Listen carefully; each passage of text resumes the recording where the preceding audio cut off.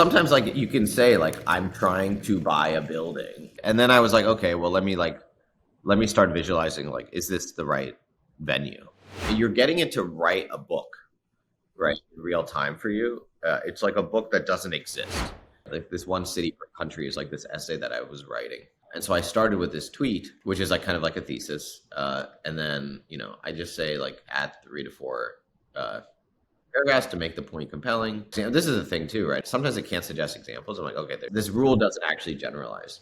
I have this theory that ChatGPT is the most important creative tool of the decade, but it's still so early that most of us don't really know how to use it. There are a few people, though, who are living in the future, who have the time and the curiosity to figure things out. Those people light the way for us. They show us what our future with these tools will look like because they use them every day already. That's what this interview series is about. We'll go in depth with the most interesting people in the world, so you can see every detail of how they use ChatGPT to think, write, make art, make decisions, build businesses, one chat at a time. My guest on the show today is Sahil Lavingia. Sahil is the founder and CEO of Gumroad, one of the largest platforms for creators to sell their work online. He's also an active investor and the author of The Minimalist Entrepreneur. I've known Sahil for about 10 years, and he's one of the most original thinkers I've ever encountered. Let's dive in.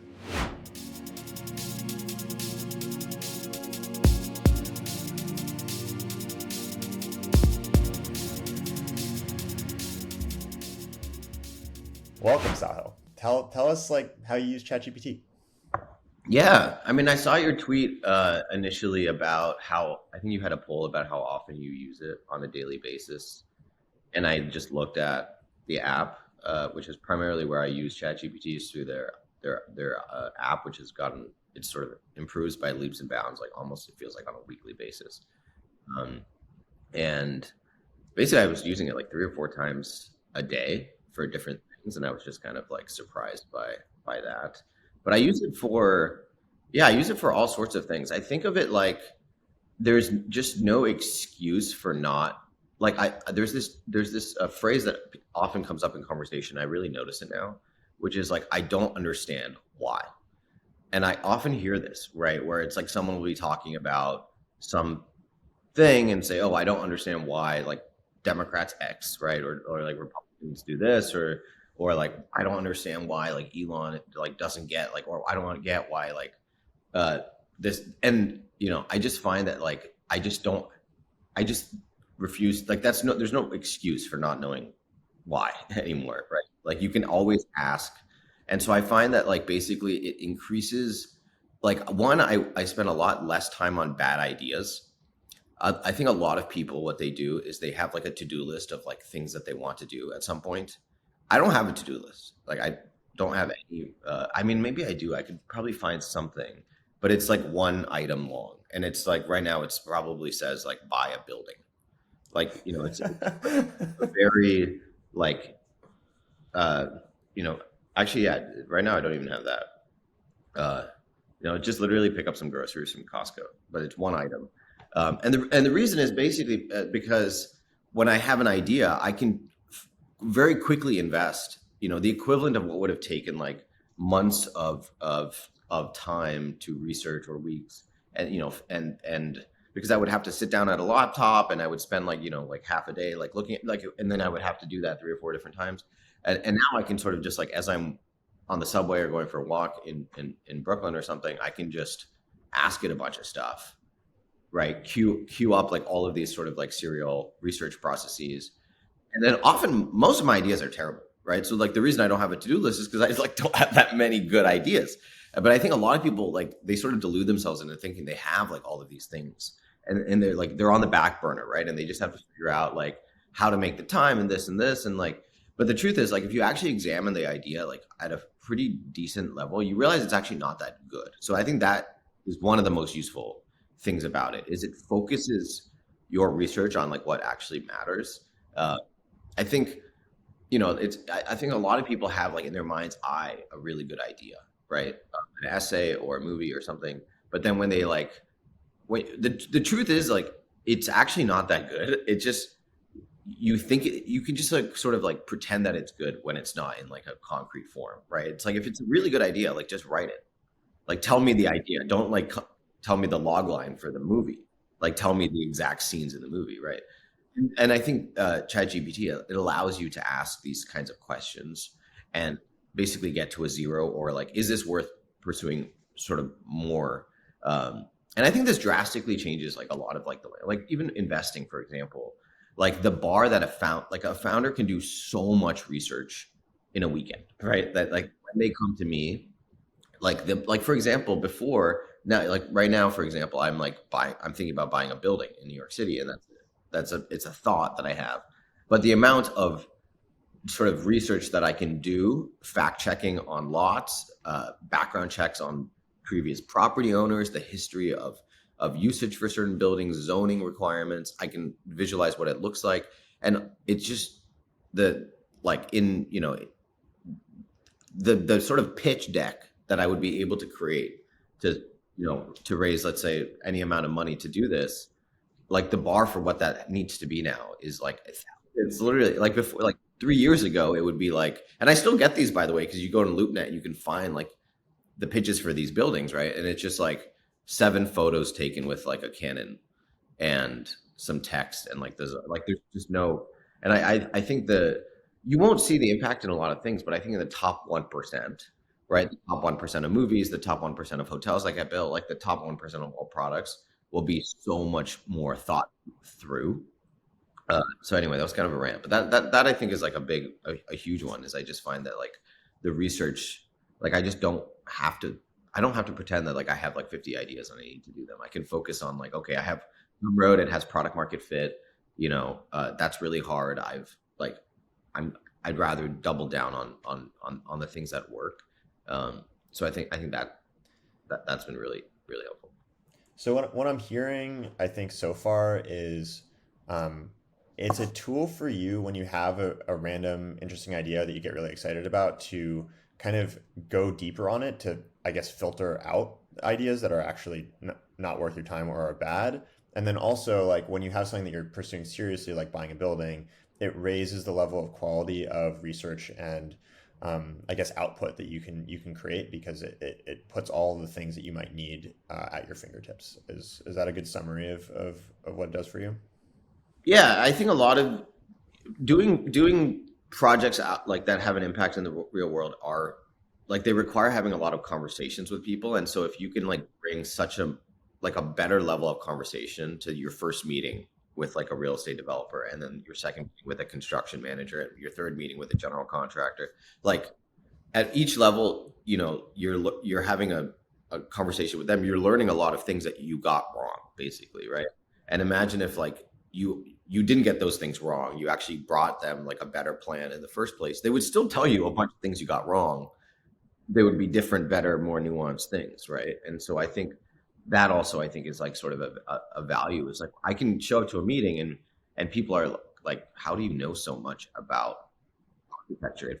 Like you've read, like it feels like you've read too many books. Like some like the not like the and it's like, well, ChatGPT just told me, right? Right. Like if you ask a very specific question, as long as I can like frame the question, uh, I can say like what material was 58 Bowery constructed of, uh, Right. and bring that up with like the person selling the building, and they're like, that is really like, there's only one article on the internet. Like you would have had to have spent like 15 hours to find that Right. in a PDF somewhere, and it's like, well, actually, ChatGPT just told me that directly, Right. Right. right? But That, but the value is to them is like, well, okay, you're pretty like you've this done. guy's serious. Yeah. But to them, it's like this is the one building I've done this research for, Hmm. because it's not possible to do this for like 50 buildings. Um, but actually, it is. It's impossible to like. You want to like put the level of work on, in everything that you do, and you need to examine if it's actually worth pursuing, like which one is worthwhile, right? So imagine like if the equivalent of like every time you buy a piece of furniture, you're doing 100 hours of research, Hmm. and that means like 100 hours of like actual research. Like you're gonna make a lot less bad decisions, right? Like Right. you're gonna buy a lot less bad products if you were actually like doing the research.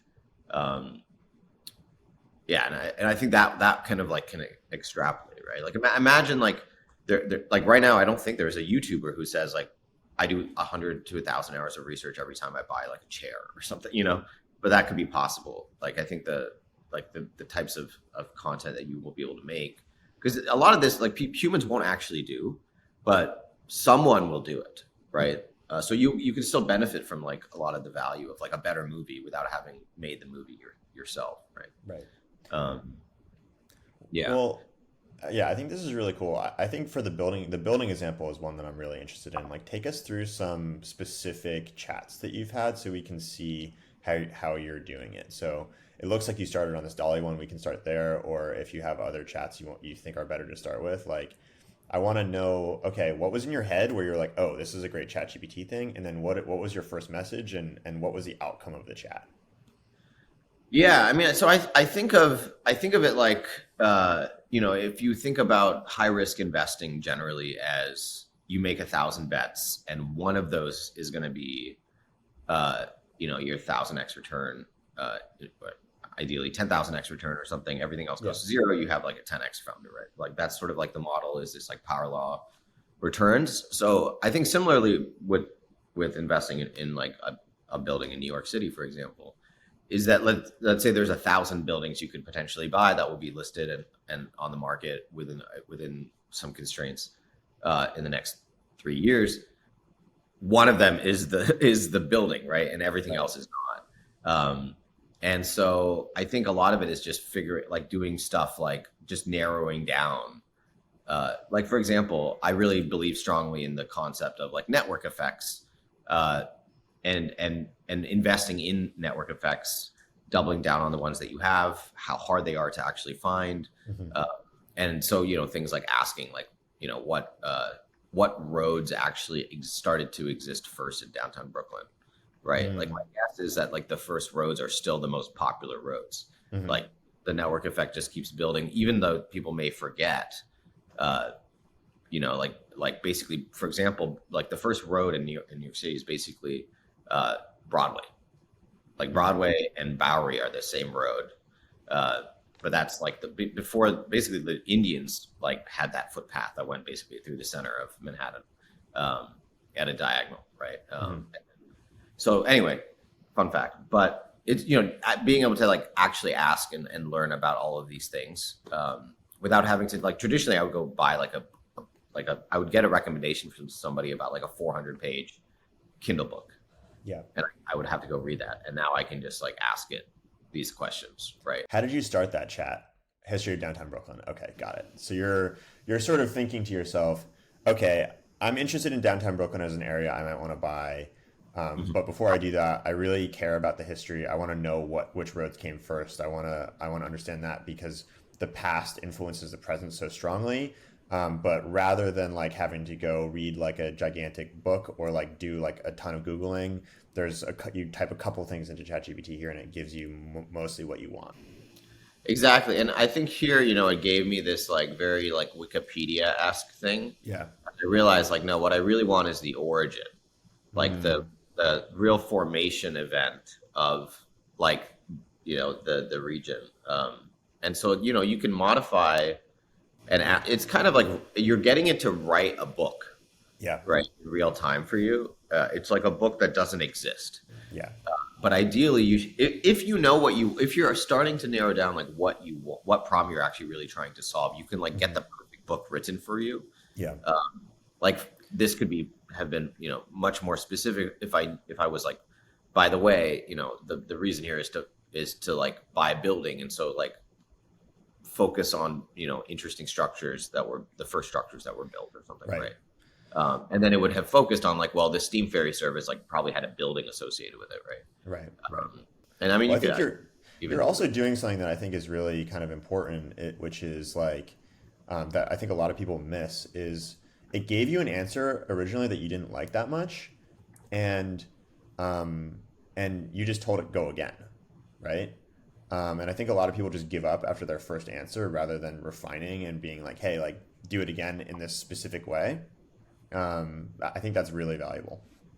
Yeah, and it's often like kind of stochastic, right? Where it does often like kind of like investing, like 9 times it might not be that interesting, Yeah. but every once in a while it has like a really interesting like fun fact. Like for example, like the region of Dumbo is one of the best investments, right? Mm, In the real estate in the U.S. in the last like 100 years mhm, or so. Uh, but if you think about like even something like just asking it this more specific question, if you mhm. really pay attention to what it said, and you were able to like, let's say there was a book that you were reading, right, like Yeah. 50 years ago about downtown Brooklyn, and it said Yeah. very specifically like iconic structures like the Brooklyn and Manhattan bridges. Mhm, This is basically the reason that Dumbo is so successful. mhm. Is this, and it literally uses the word iconic, right?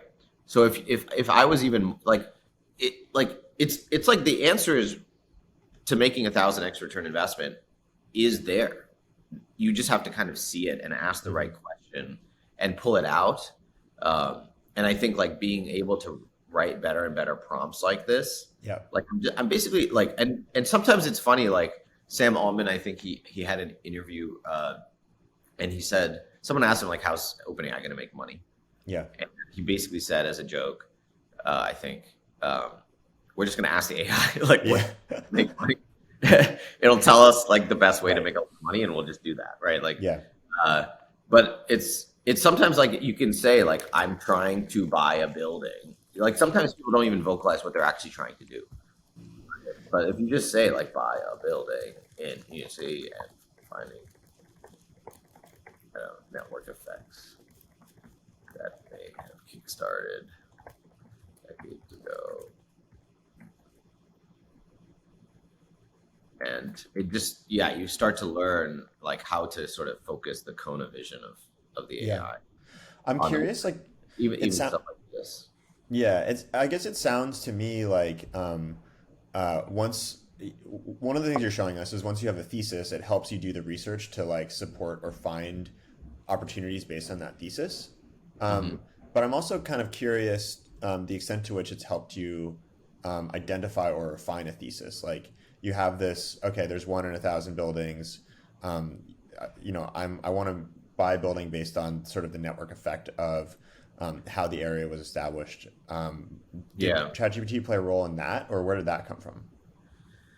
I mean it certainly can. I mean those I think often come like from that's kind of like the spark, like of just like it kind of just appears to you as like an idea, Yeah, like Harry Potter or like at some point the idea I don't know where it comes from, yeah, but I do think you can like hold yourself accountable to like is this actually a good idea or not. yeah, You can tell it your idea and yeah, say poke holes in this, and that has been quite useful too, right? Like yeah. you can, and this is less useful in maybe like the business stuff, but I do find that like someone I remember someone told me some fact about like Israel Palestine or something, and I was like, oh, that's crazy, and then I told somebody else, and then I was like, wait a second, I never actually checked if that was true.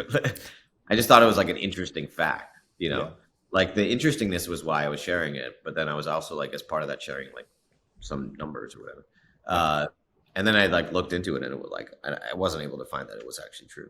But being able to just like in real time do that, right? Yeah. Like also I think is a way of like just saying, hey, I learned this fact. Is it true or Yeah. is it not true? And like explain why or what like cite your sources. Like that sort of stuff is quite helpful. Yeah. Um, even like tweets, I have ideas for thoughts I want to share, and then I write an essay and I say like, is this like what are the biggest holes in this essay? Yeah. And sometimes, honestly, like sometimes it's like this is a big hole, and I'm like, oh yeah, Right. I didn't think of that. This one, right? Like this one Mhm. city per country is like this essay that I was writing, Mm. and so I started with this tweet, which is like kind of like a thesis, and then I just say like add 3 to 4 uh, Mm. paragraphs to make the point compelling. Also suggest more examples. This is the thing too, right? It's like if it can't, sometimes it can't suggest examples. I'm like, okay, Mhm. there's no point to be made here. Then this Mhm. rule doesn't actually generalize. Mhm. Uh, but then it kind of like responds with this nice thing, and then I can kind of like edit it, and then at the end I can uh, I can sort of decide if it's worth doing or not. I also think it's a way to like come at like a problem from multiple angles, um, right? So if you can say like this idea isn't working, but can you come up with different ideas? Yeah. Like I'm looking at Chinatown, but am I missing? Are there places that are more populous? Right. Right. you know, and then it sort of can expand. Like I think of a lot of the innovation in this new wave of AI as like peripheral vision, Hmm. uh, where like because of the token, the way it works, and like basically each token in the context like influences the next thing, not just like the most recent ones. Yeah. Um, I think that allows for this like interesting like level of peripheral vision where like you wouldn't actually see. You see this a lot in Dolly, for example, where I would ask something, uh, and then it's actually quite interesting how it shows you like the prompts that it generates. Right. Um, but Wait, like let me it just see what did you ask? So interior of a social club inside Bowery Bank Social Club. this And what was doesn't the make context? Like why'd you ask that? So, this is sort of like fast forward. Imagine like I'm now refined my search to like, I started getting into more specific areas, and I eventually like found this like specific building. I was looking even at like daily traffic, so I got pretty close to like this, So this. you ran you okay, you narrowed it down to like a building that you really wanted to look at, and then called 58 Bowery. And yeah, Exactly. And then I was like, okay, well, let me start visualizing like, is this the right venue? okay. Like I spent a lot of time on the exterior, like the location. Mm-hmm. It's like, Mm-hmm. okay, that's like part one of the thesis. Now part two is like, is this the right building from the interior? Yeah, Like, would it have the right vibes, basically? that makes sense. And what was the first, so it sounds like you sent an image to ChatGPT, the bank building social club one where you were asking it. Yes. Okay, so you went in the building, you took a tour, it sounds like, and then you took a picture of it and then asked Dolly to come up with, or ChatGPT to come up with prompts for what it could look like. Exactly. I specified. I don't know if it actually really used this image that Hmm. much. Hmm. I was hoping that it would like generate prompts that would like kind of follow it a bit more, Yeah, um, but one day that I think will happen where you'll yeah, be able to basically upload a photo and ask it to yeah. edit it. Um, but basically, yeah, I just asked it to like give me some prompt generation ideas, Hmm. and then I took this because they are currently two separate models. I basically just took all of these ideas Yeah. and then pasted it at the top of this, or not Why at the was top. that useful to you? Like, why were the prompt generation ideas like what you needed? Tell me about that. I felt like it wasn't like I needed to basically refocus it on what the problem actually was. Hmm. And the problem was basically I need a diversity of like prompts, but Hmm. they were all focused on this specific thing, which is a social club for I creators see. I see. in this specific area. Like to me, this is the thesis. Yeah. Everything else is a little bit arbitrary, Yeah. uh, or like this part. And so I basically just wanted to kind of like like seed it with tokens that were Hmm. Hmm. like interactive digital wall, like interesting Yeah. ideas that like Right. the problem with this was that basically like too broad, and it would just Mm. diverge. And then I Hmm. wanted to kind of like refocus it back on like the more specific vision. Um, yeah, so I started just kind of asking it questions and getting it to generate like what I thought would basically what I would like kind of use in a like I would actually like go out and like hire an artist and like render stuff. Hmm. Hmm. Um, but it's just just a way to get like really fast um, ideas. It's sort of like, yeah, like it's sort of the first draft, like really quick, like as many different things as possible, so you can narrow your search down into like a range of things that speak to you.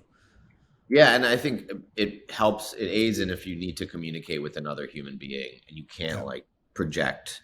Like I know, like in my mind's eye, like what it should look like, but I can't communicate that with you, right? Without having to spend 10,000 hours learning perspective and Yeah. anatomy.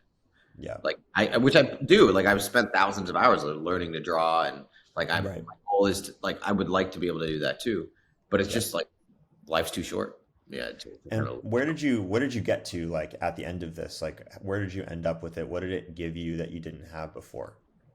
Um, I mean, one, it gave me confidence that this is still worth pursuing. That like Hmm. this, it's sort of farther than the 50 other buildings that I've Hmm. spent time on, that sort of Hmm. thing. Yeah. Uh, and so, I'm gonna go like see it again and like spend Yeah.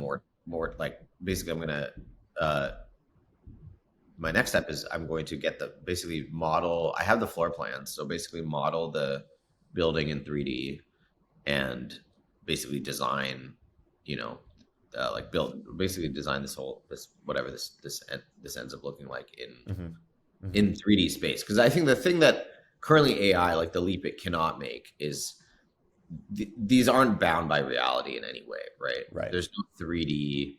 It's not like it's pixels. It's not Right. Cartesian coordinate plane or whatever.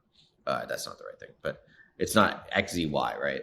Mm-hmm. And so I think you can aid, like you can aid the artist with these materials, but at the end of the day, you still have to like build the thing perfectly.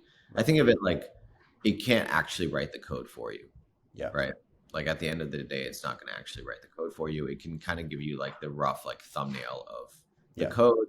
It can often work. Code is like very deterministic, um, but there's not enough data at least right now for to be able to like build out like fully 3D, you Yeah. know, That makes worlds sense. or whatnot. That makes sense. But yeah, basically, I would kind of like take this and like build it out, and then I would. Uh, it's just a way of at the end of the day, the decision is like buying the building or not, which it doesn't Right. require AI Right. at all, right? Like it's just like deciding to invest money. Yeah. But the quality of the decisions uh, should be much, much, much better. And I Right. just look back at Gumroad and I'm like, man, if I was able to, like, there's just like, like we updated the pricing and the pricing was so much better. And it took like 12 years into the business. And, if we had, hard to say what would have happened, but let's say this existed and I was able to make like this different pricing decision. Because certainly I would have asked ChatGPT, like, these are the options. Like, what should I, Right. what's recommended? What have other people done? What have pricing Yeah. changes happened in the past and how were they received? Blah, blah, blah. All these sorts of things. And let's say we got to 10% flat, like much sooner. There's about $70 million in profit margin over the Right. last, since the life of the company, basically. That's a lot. I mean, but that's not like, it's just a different decision. Yeah. Like it's a different number in one line Yeah. of the code. Yeah. So that's why I think sometimes it's hard to like wrap your head around. And you won't see the impact of AI. Like you may never even talk to an AI, right? But like everything around you is going to, like the materials. I see this specifically in real estate development, like talking to people. Imagine like when you're going to be able to source, like I think every material is going to be sourced from like a much better quality supplier Mm-hmm. for a much cheaper price. Mm. Because right now, imagine you just like most people just go onto like the single monopoly marketplace, Right. right? And it's just like listed on Alibaba Express or whatever, and they buy like a pallet of terracotta or something. But imagine if you could just like you had these AI agents that would like scour the internet Right. for review, and like I think the bar for for I mean generally you already see this, right? I mean like just think about like I think the last Apple keynote was shot on an iPhone. Yeah. And the iPhone is like made of like something like 6,000 different parts. So like imagine Apple like to make something that amazing, like it does have to like research every single, like they do that, right? But imagine like that's $1 trillion company.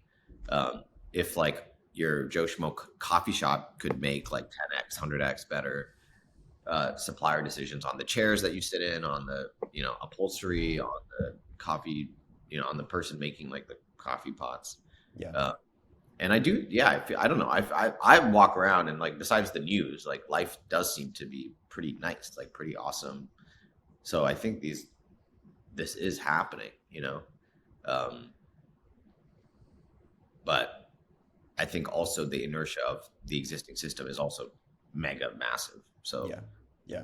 you could generate like $1 trillion in value, and like you're still competing with like Right. $100 trillion in value. Yeah. So it's like a 1% bump in the GDP, but that's like huge. Significant. I want to go back to the thing you talked about a little bit earlier, which is this decision to go flat for Gumroad for flat pricing, which it sounds like is a huge sort of multi-million-dollar decision for you over the last 10 years, and the idea that like if you'd had ChatGPT, like you might have made that decision a bit earlier. How do you think about ChatGPT in your decision making? Like when do you turn to it, and what is the most useful way to use it for that? And if you have specific chats that you've done that for, I know we've talked about the building, but like if you have specific decisions that you've been making where you've gone back and forth with ChatGPT, it'd be really interesting to talk about that. Um, Let me think.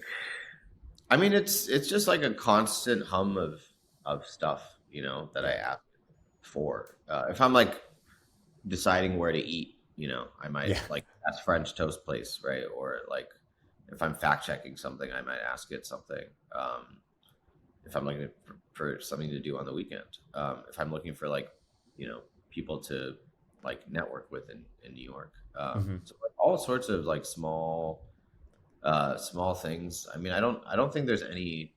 I mean, the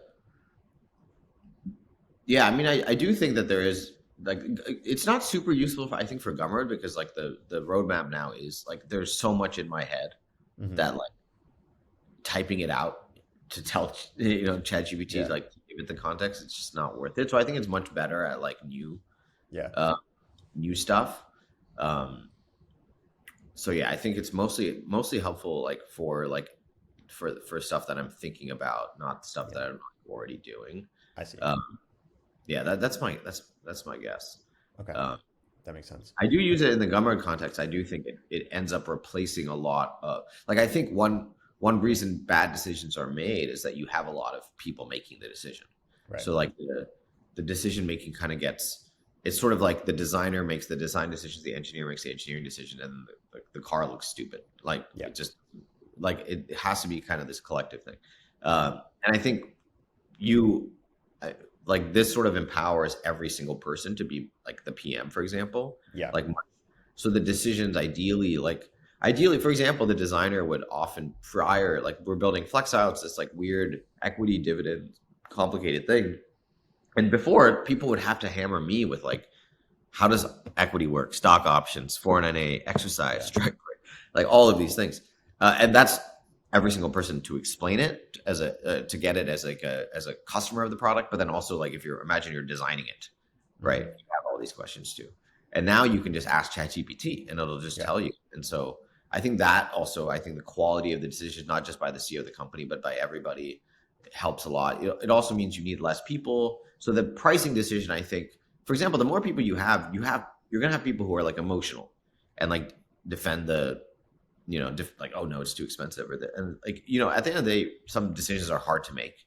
That's like the role of the CEO sometimes is like to make the hard decisions. Hmm. It's not necessarily surprising that it worked to a lot of people. It's just like Yeah. oh you did it, wow, that's hard. You got to deal with some like hate on Twitter or something. Right. um, so I think that also like if you are relying on ChatGPT, you get rid of the emotional component, right? Like Mm. the people saying like, "Oh no, like that's a bad." Like, I mean, that might maybe that still happens, right? Like every once in a while, AI safety, like it does, like kind of say like changing the pricing on your users might be a bad idea. Like Yeah. it does say stuff like that. Uh, but it's better. It feels more objective. That's Yeah. the other nice thing is like I love it for fact checking my own biases because Hmm.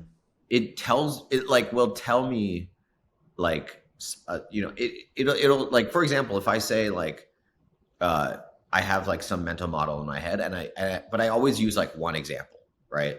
To go to like explain the mental model, like one city per country and like New York City for the US or something. And then if I go to ChatGPT and I say tell me five, like I just force it to improv and it only comes up with like the one example I have. Mm. I'm like, okay, there's no good other examples. Like I should Right. stop using this mental model. I need to like discard it in my, decision making. Right. Um, so I think that has helped. I think a lot of people like they want to make a decision, and then they justify it to themselves why they're making a decision, and it at least tells you like, hey, you can still make that decision you want to make, but that's not the reason you're making it. Like Yeah. you're not making it because of this rational like set Yeah. of constraints. Yeah. You can codify and ask ChatGPT, and it'll tell you like these don't align with your decision. Yeah. Uh, it'll tell you like you should move to Dumbo because you're closest to Manhattan. What you say you care about is Yeah. commute to uh, commute to Manhattan or something. I have that too. I mean, one of the things that I feel for myself is like, as a manager or as a leader of every I'm just a little too opportunistic. Like I'll get really excited about a new idea and I'll like kind of want to go in that direction. And I need to be a little bit more sort of strategic where I'm just like, okay, like here are like quarterly goals. Like let's make sure everything we do is like aligning with those goals. And I literally just have a thing in my custom instructions that's like, right now, one of the things I'm working on is I'm a little bit too opportunistic. I'm not being strategic enough. Here are our quarterly goals. And so whenever I get excited about an idea, um, Mm. I'll I'll always chat with ChatGPT because I think it's really interesting, and it's always like, hey, like, does this align with your quarterly goal? And I'm like, damn it, you're so right. Like, and So it fun. it really helps keep me on track, in a sort of, and just that slight little nudge does a lot for me. Yeah, it's almost like like a screen time reminder in a way, Yeah, where it's yeah, like, by the way, just reminding you, you have one core goal this quarter. yeah, Uh, yeah, that's kind of like just reminder you're trying to buy a building. Like, does yeah, this align with that goal or not? yeah, I love that. yeah. Yeah, the other nice thing just to mention quickly is like you can empower your like certain people. Like, let's say you have someone on your team who's like, oh, I really want to like explore this thing. Uh, Sometimes you just have to like in the prior world, you just say like, oh, let's like wait, like we don't have time, or like let's look at it that like next quarter or something, because it would take like a lot of sort of time investment to figure out if it were actually worth doing or not. But now, if it takes like, I can just say, hey, like spend 5 hours this quarter, like just literally spend 5 hours talking to ChatGPT and like present, whatever, like explore this problem as much as you can, and then the goal for the quarter will be just to evaluate, is this worth do. And then so sometimes it's nice because it clears everybody else's head too Right. of these ideas that they may be like sitting on and like, oh, we should do this, and then it's like, oh, and it's like, no, just like spend 2 hours, realize it's not that good of an idea, or not, and then you know uh pursue it, or not. So I find that also is like really like people have less excuses, right, generally Yeah. across the company, when they have this access to this sort of this tool. And I think like the like Gumroad has like product designers, software engineers, customer support people, uh, who also write all the help center copy, and like that's like I feel like, and like fraud and risk review, and that to me seems like why like every other role is like Chat GPT. Hmm. Like you could just tell an engineer to use Chat GPT to get the answer that they would need, or Right. like we have lawyers and accountants, but they're both third party. Um, yeah, I don't know. It feels like it just really like you just don't need as many roles, right? If something that used to take 40 hours a week now takes 5 hours a week, you can kind of bundle all these roles into one person, often the CEO or the founding team or whatever will just do that. Yeah. Um, so yeah, I think there's a lot of implications for like how companies like the size of the firm and like how Yeah. companies look, stuff like that. Yeah, I love that. I mean, I do think for every like we are able to uh, go further with a smaller team than we would have before, and that feels just really really exciting to me. Um, so yeah, I think last question I have, before we go, like, tell me more about the writing stuff. I know you showed us a little bit of writing stuff. If you have any more examples of how you're using it for writing, I think that'd be really interesting to go through. Um, Sure. Yeah, I can see if I can. Yeah, I mean, so this is like one idea is I was trying to figure out like can I get if I can really provide a really precise thumbnail of what I'm trying to write, yeah. exactly like the bits that the like even I was thinking of saying like use these three sentences and like so it provides them. But anyway, I have this idea that like there's sort of people who think in terms of logic and people who think in terms of rhetoric. Mm, Um, and the example I wanted to use, so I would probably say use this example specifically. Logicians like this.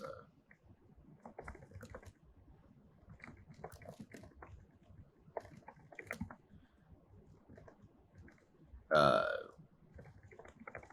Really good. Declarations. What reply? So it's kind of like basically like the way that you interpret the sentence. hmm. Like if you think like what how would an AI model interpret Hmm. this sentence, right? Hmm.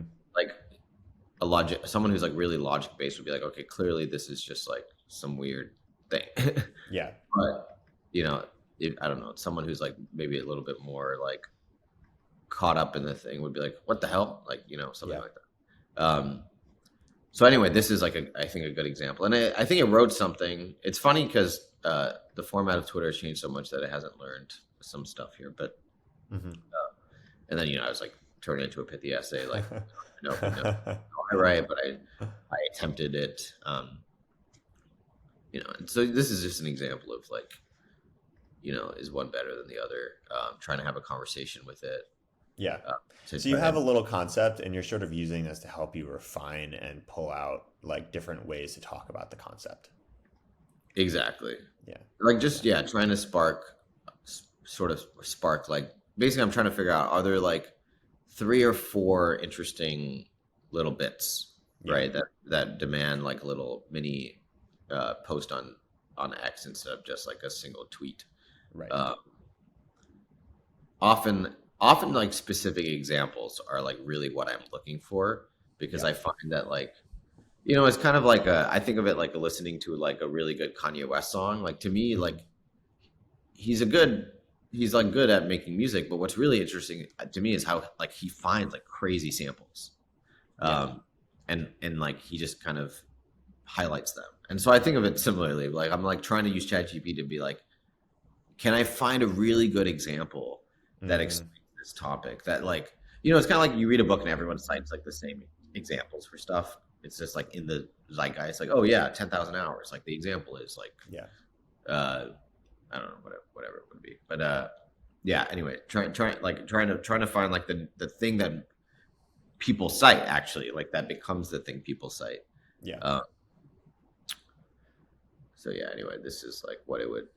I would like. It's certainly not good enough that I would definitely want to like spend like a couple hours like editing down.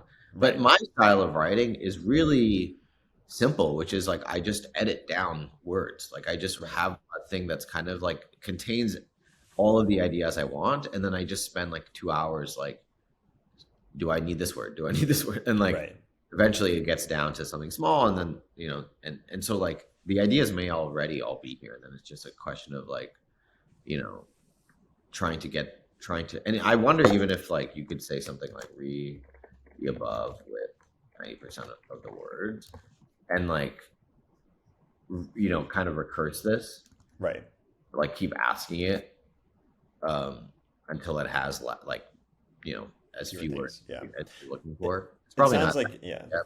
It sounds like it's giving you sort of like, it avoids the blank page. It gives you some raw material to work with, and then you can rework what's there into something that feels like you and has new ideas that you might not have run into before, or new examples that you might not have run into before. And that just makes the whole process a little faster and a little bit cleaner. But you're not like just typing a prompt and then tweeting whatever ChatGPT gives you. Yeah, exactly. Yeah, Yeah, like there's always, not that there's always going to be a need for that, but if you're trying to produce extraordinary stuff, yeah, you're always going to have a human in the loop, right? Because at the end of yeah, the day, it's human versus it's like human plus AI versus AI. yeah, So like humans will always have something that they can add on top of AI. No matter how good AI gets, like humans will be non-zero, I think. Maybe people will disagree with that, but yeah, I think it's useful. Like here's an example of this kind of thing, right? Where I had an idea. I had like one example, uh, and I'm like, please come up with more. And then yeah, it didn't really come up with anything that that compelling to me. So I didn't really yeah. double down on it. Or this one's another one. Oh yeah, this is another version of that. I really didn't give Hmm. up on it, I guess. Hmm. Uh, this is more of No, like yeah, this this is is great. a Yeah, good this is kind of like another framing I often use is like, imagine I had like an employee who's like dedicated to working on this project. What would I actually ask them to do? right, Like what's the actual, like when you're doing it yourself, it's easy to like bullshit, right? right, But if you had someone like on payroll, like what would they actually, so I would basically ask them like, is this, what renovations can I make to the building? right. Like this would determine if it's worth like this. And it took me a while, like many days, to realize like this is the question I really need to be able to answer that, Hmm. you know um, at least in the context of this specific building. But generally, this is what I realize is I need to buy a historic landmark building and renovate it. Yeah, That's at least my current thesis. So I love it. it actually tells you that it even like cited the URLs and stuff. So I need to go, like read this, but it's like it literally tells me exactly it's this one. Rules title 63. Right. And that would take like lots of research or talking to people who are expensive or hard to get to like find ordinarily. Yeah, or just the possibility that it might, right? Yeah. Like it could have been a Google search away, but it could have also been like because it's like some government document. Like you don't know, and a lot of people I think they evaluate like the effort and then they just say it's not worth pursuing. Yeah. It's like the chance of this being a worthwhile project is so low. Yeah. But if you can tweak that risk reward ratio, maybe you can get it to a place where you're like, oh, actually, it does make sense for me to spend like an hour, like reading into this. And then basically, at some point, I would like hire someone. There's people that you hire that are basically like they just visit the site and then they do all the research and they give you a report that's like this is what you can do. But like they are happy to take your money to answer all the basic questions, right? Like I want that piece of work to be as high quality as possible. I also think it holds me accountable to like, do I really want to do this or not? Like it's easy to just spend 10 hours like screwing around. But if I'm actually trying to like, am I getting somewhere? Like, is the quality of the idea improving? Right. Or am I just like spinning my wheels? And I think that's another signal too. Yeah. This is great. I've learned a lot. I really appreciate you taking the time to do it. You have so many good use cases for this. Thanks for sharing with us. You're welcome. Thanks for letting me do it. Hopefully it was helpful. It was great. Cool, man.